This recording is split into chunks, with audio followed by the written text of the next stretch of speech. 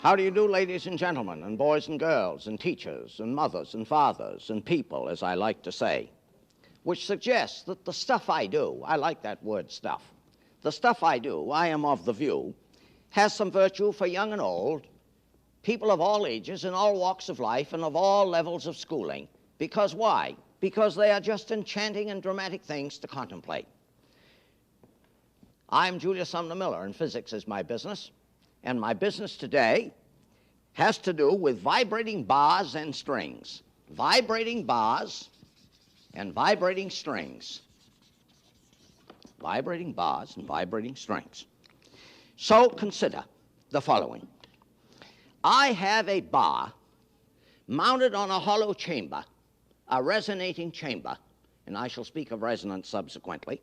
This bar is so thick, so wide, so long, and made of certain stuff, steel. And it is mounted at two very important places, fixed right there. I'll represent that bar in cross view, so, and it is fixed there and fixed there. Very specially placed fixes. Now I'm going to strike that bar. Oh, strike it. As I have already suggested, it is vibrating quite like that, but too fast, of course, to see. And it is vibrating 440 vibrations per second and emits what we call A. Although I'm led quickly to consider this, I think the European musical A is 426 or some such. You better check that. 440. Anyway. Now, here is another bar which one might view as absolutely identical with the first one. So we think, but they are not quite exactly alike. And how will I know? Let me strike this one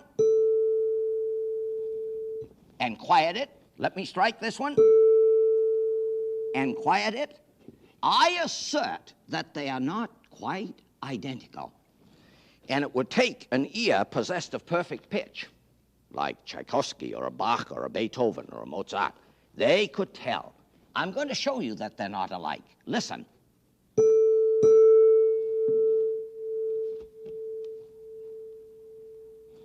They differ in their frequency by 1 vibration per second. Here's 440. Here's 441. And therefore, every 440 vibrations, they are out of phase and create what we call acoustically a beat. This is a destructive interference.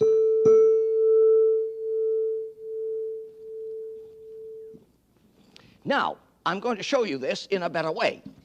Here is a tuning fork, so fat, so long, it is a bar bent at the middle and fixed to a resonating chamber, which is hollow, empty. No, never empty, filled with air. The box is so long, very critical, because the box must have a length appropriately resonant to the frequency of the fork. This fork emits middle C. This fork emits middle C. Now I'm going to load the prong of one of these with a load, which means that I give it more inertia. I make it fatter, heavier, more sluggish. Now listen.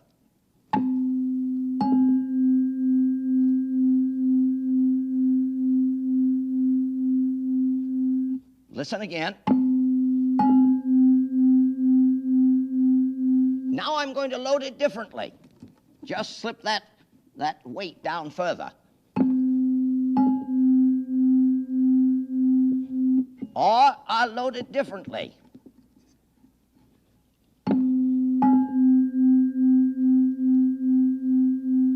Change the beat frequency. Now, I said that this bar is vibrating in this special way, but so fast we can't see it. I want to show you that that is so. I have here a bar, happens to be a metal pipe. It is so long, and I'm going to fix it with my fingers at such a position, right there, And I'm going to strike it transversely, right there, and watch what it does. Let me do it better. Let's see if we can get it on the shadow. Little difficult. Let me take another bar. Little difficult to see this. Uh-huh. How is that best seen? I'll do it again. This position is at rest. Another symmetric position is at rest. I'm going to show you that I can take hold of the bar at those nodes without interfering with the motion of the bar. There it is, bar still vibrating. Let me take another one. I'm doing this because I think it's difficult to see this on the camera, but watch it. Oh, there, that's very clear. That's a good one. And if I was a little more, there it is, bar still vibrating in the manner of the 440 and 441. Now if I grasp it anywhere else, it is damped out instantly. A good question to ask is this. Here is this bar, which I held here, and another node was symmetrically established, and the bar then vibrated quite like that. And the question I like to ask is, how much part of the bar is this distance here? And nearly everybody says 1/4 the length of the bar, Professor. And this happens not to be right. I'm going to tell you what is right. It is 0.224 of the length of the bar, which is a very interesting thing for students to explore. Now, here I have some other tuning forks.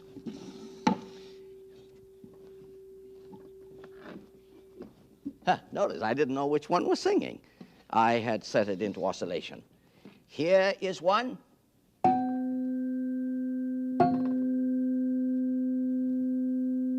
They are in resonance. Identical pitches, identical frequencies. Indeed, I'm going to show you something very remarkable. Let me take these two. I'm going to strike this one and stop it, damp it, and listen carefully to the response of the other. Listen. A little difficult.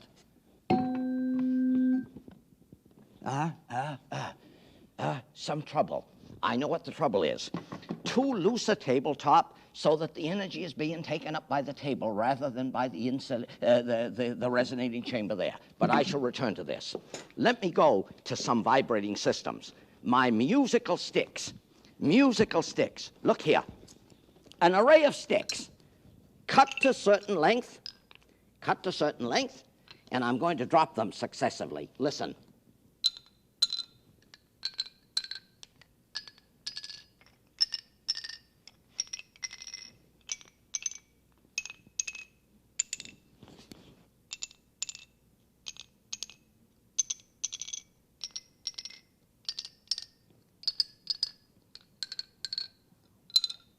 Now, I have to tell you a little story because it's quite enchanting. One of my colleagues, having an eye to giving me some headache and trouble, put a bar in there one day, unknown to me, and I came then to play them, and you listen to the consequence.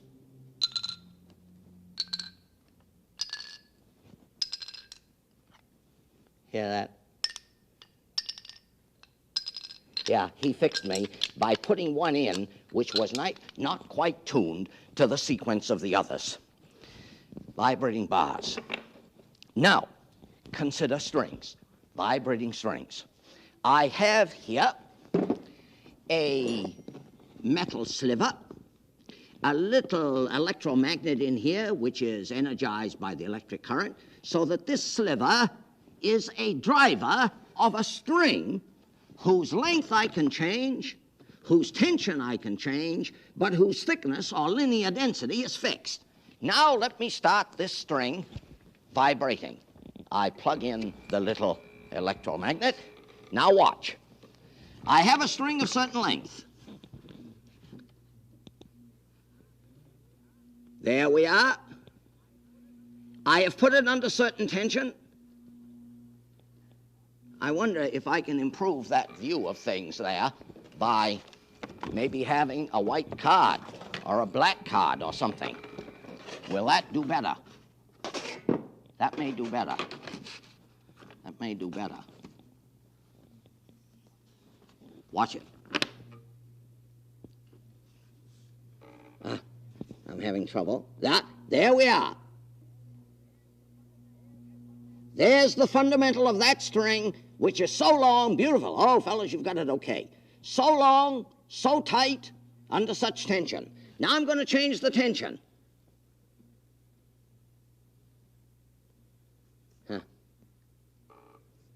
Now,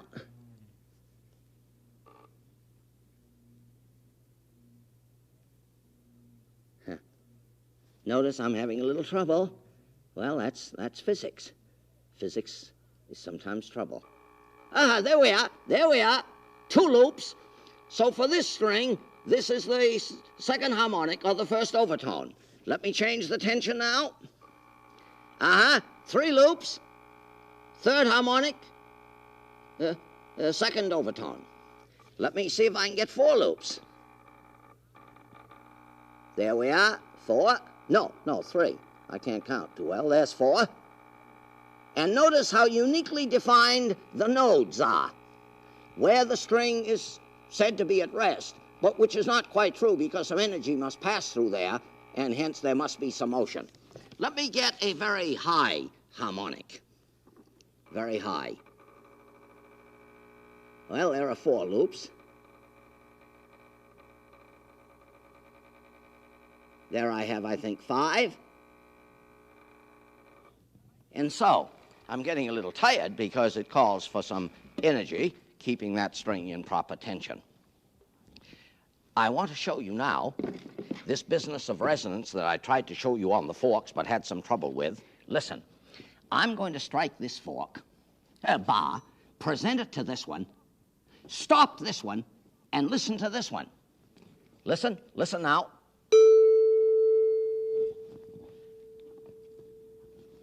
That one's going, but this one isn't. I want to do it again. And this is resonance, which is exactly what happens, of course, when your ear hears me. Certain pulses reach your ear, so many per second, put the eardrum into motion. It responds very acutely, sharply. This acoustic energy is delivered to the bones in the inner ear and thence to the brain. So in the last analysis, you hear with your brain. And what you hear, of course, we hope, in the case of my utterances, possesses some meaning and some virtue. And I thank you for listening. I shall return another day.